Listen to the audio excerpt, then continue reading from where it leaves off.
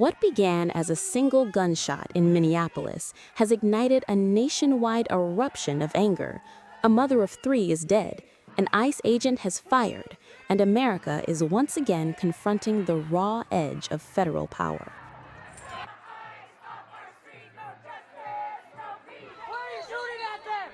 From city streets to the White House gates, protesters are asking the same question.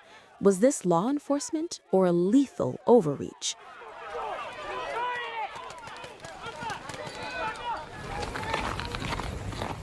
Late Wednesday night in Minneapolis, a routine enforcement operation turned fatal. 37-year-old Renee Nicole Good, a mother of 3, was shot multiple times by an immigration and customs enforcement agent. Within hours, video of the encounter flooded social media, showing federal agents surrounding her SUV, shouting commands as the vehicle moved back and then forward. Seconds later, gunfire. Good was rushed to hospital and pronounced dead from gunshot wounds to the head. God! What the f***? What the f***? You just f***ing, what the f*** did you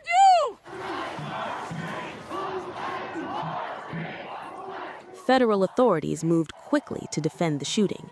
Homeland Security Secretary Kristi Noem called Good's actions an act of domestic terrorism, claiming she weaponized her vehicle against officers. President Donald Trump echoed that framing, describing Good as very disorderly and accusing her of violently resisting arrest. But state leaders pushed back. Minnesota Governor Tim Walz said the video tells a different story and warned against what he called a propaganda campaign before facts are established. By Thursday, anger spilled onto the streets. Thousands marched through downtown Minneapolis, chanting "Justice for Renee" and "Abolish ICE." In New York City, demonstrators filled the streets with banners reading "ICE murders" and "Stop ICE terror." Protesters said they were no longer reacting to a single incident, but to years of frustration over immigration enforcement tactics and federal accountability. In Washington, D.C., hundreds gathered outside the White House, blocking major intersections and demanding justice. Chants of "Justice Now" echoed through the Capitol as protesters vowed the movement would not stop here. For many, Renee Good's death became a symbol of fear, force, and unchecked power. When a college student is still alive, ensuring that they will die. Stand up, fight back! Then what do we do? Stand up, fight back!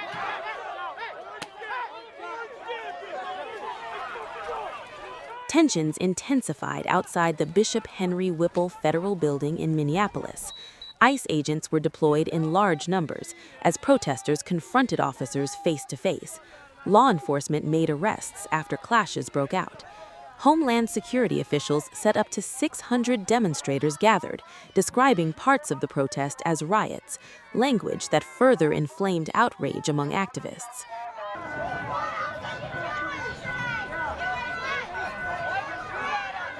New details are also raising uncomfortable questions. Media reports indicate the ICE officer involved had been part of a previous car-related incident last year, when he was dragged nearly 90 meters while attempting to deploy a stun gun. That history is now under scrutiny, as critics ask whether training, judgment, and escalation protocols failed once again.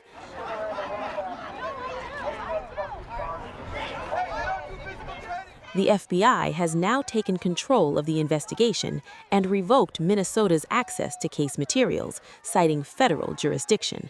At the same time, hundreds of ICE agents have been deployed to Minneapolis as part of what the White House calls an intensified immigration crackdown, adding fuel to claims that enforcement, not accountability, remains the priority. As investigations unfold, the streets remain restless. Renee Nicole Good's name is now chanted from Minneapolis to Washington, from New York to beyond. Whether this moment leads to reform, reckoning, or deeper division remains uncertain, but one thing is clear: the debate over ICE, force, and accountability is far from over.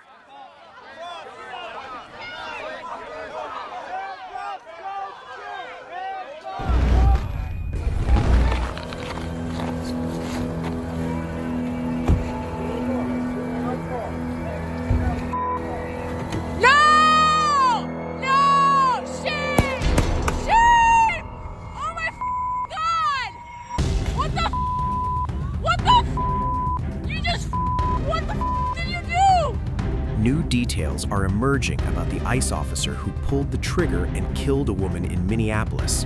The agent who shot and killed 37-year-old Renee Nicole Good in Minneapolis has been identified as Jonathan Ross by the Minnesota Star-Tribune, a federal officer with a violent past encounter now under intense national scrutiny. Ross was embedded with federal agents during a targeted ICE operation in South Minneapolis on Wednesday morning. That is when Renee Good was fatally shot. ICE initially refused to identify the shooter and declined to comment as outrage spread nationwide. Within hours, images of Ross began circulating online. Internet investigators moved faster than federal authorities, naming the officer before the government would. Federal officials described Ross only as an experienced agent, but court records tell a far more troubling story. Just last year, Ross was involved in a violent arrest in Bloomington, Minnesota. He was attempting to detain Roberto Carlos Munoz Guatemala, a Mexican national with a prior sexual offense conviction. Court documents show Munoz refused commands. Ross smashed a car window and reached inside. The suspect accelerated. Ross was dragged along the road as the vehicle swerved violently. He fired his taser twice while clinging to the car. The incident left Ross with more than 30 stitches across both arms. Munoz was later convicted of assaulting a federal officer. Hours after Renee Good's killing, Homeland Security Secretary Kristi Noem referenced that earlier incident. She described the officer as seasoned and followed his training. On Thursday, the Department of Homeland Security confirmed the same agent was involved in both incidents. A law enforcement source has since confirmed Jonathan Ross is the shooter. This is an experienced officer who followed his training, and we will continue to let the investigation unfold into the individual and continue to follow the procedures and policies that happen in these use of force cases. But let's remember the events that surrounded what happened yesterday on that tragic situation was that these individuals had followed our officers all day, had harassed them, had blocked them in. They were impeding our law enforcement operations, which is against the law. And when they demanded and commanded her to get out of her vehicle several times, she did not. So we'll continue to allow this process to unfold and recognize that these law enforcement officers every single day put their lives on the line. They go out and do their jobs. Can you talk a little bit about the experience of the officer and some of his background? How much training did he have? How much training in these types of situations did he have, even if he's from the region? Yeah, I'm not going to get specific to this officer, but he's an experienced officer that has served a number of years, and we recognize that he acted according to his training, and we have expect that all the policies and procedures of review will be exactly that he acted appropriately to protect his life and the life of his colleagues and fellow law enforcement officers that were there and people that were surrounding. How do you respond to Americans who have been listening to your comments that this was an act of domestic terrorism, that the officer was... Anytime you take something... is in direct contradiction to what they are seeing and watching in the multiple angles that have been released. What I would... This vehicle was used to hit this officer. It was used as a weapon, and the officer feels as though his life was in jeopardy. It was used to perpetuate a violent act that this officer took action to protect himself and to protect his fellow law enforcement officers. So we'll let this continue to go forward and follow the same policies and procedures that every use of force situation does. But we've had almost over 100 times that these vehicles have been used to ram law enforcement officers and to do damage and to harm them. When you take an action and use a weapon to harm someone and to incite violence against them and try to cause them injury or death, then it needs to be labeled exactly what it was. Vice President J.D. Vance has now weighed in. He says the killing was justified. He claims the officer acted in self-defense and has absolute immunity. Vance also calls the victim brainwashed. Thank you for your question. So the head of Minnesota's investigations agency says that the U.S. Attorney's Office has essentially cut off the state investigations agency's access to the investigation. What is the precedent for that, and why shouldn't the Minnesota officials on the ground have access and evidence to work on this investigation? First of all, I wish the state officials in Minnesota would investigate why you have so many people who are using their vehicles and other means to actually interfere with a legitimate law enforcement operation. The precedent here is very simple. You have a federal law enforcement official engaging in federal law enforcement action. That's a federal issue. That guy is protected by absolute immunity. He was doing his job. The idea that Tim Walz and a bunch of radicals in Minneapolis are going to go after and make this guy's life miserable because he was doing the job that he was asked to do is preposterous. The unprecedented thing is the idea that a local official can actually prosecute a federal official with absolute immunity. I've never seen anything like that. It would get tossed out by a judge. So if everything that you say is true, how does being part of that network justify being shot?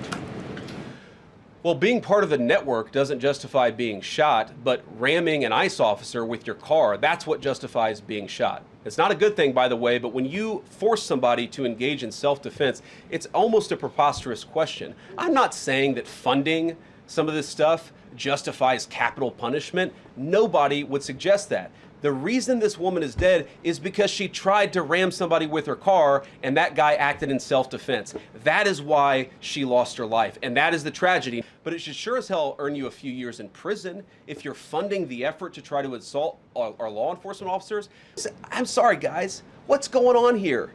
You guys are meant to report the truth. How have you let yourself become agents of propaganda of a radical fringe that's making it harder for us to enforce our laws? You just asked me a question that presumed that the reason why this woman died is because she was engaged in legitimate protest. She tried to run somebody over with her car, and the guy defended himself when that happened. Next question.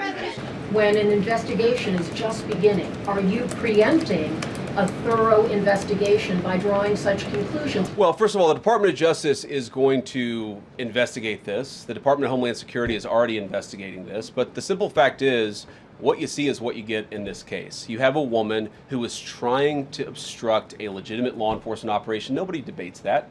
You have a woman who aimed her car at a law enforcement officer and pressed on the accelerator. Nobody debates that. I can believe that her death is a tragedy while also recognizing that it's a tragedy of her own making and a tragedy of the far left who has marshaled an entire movement, a lunatic fringe against our law enforcement officers. I think what is clearly happening here, and it's going to keep on happening unless the Democrats wake up and say, you know what? Look, there's a part of me that feels very, very sad for this woman, not just because she lost her life, but because I think she is a victim of left-wing ideology. What young mother shows up and decides they're going to throw their car in front of ICE officers who are enforcing legitimate law? You've got to be a little brainwashed to get to that point to where you're willing, not just to protest, that's fine, not peacefully protest, but throw your vehicle in front of legitimate law enforcement officers and drive your car into them. To get to that point, you have to be, I think, radicalized in a very, very sad way. I certainly wish that she hadn't got there. I know there's an ICE officer right now who very much wishes he was not put in the position where he had to fire a gun to defend his own life.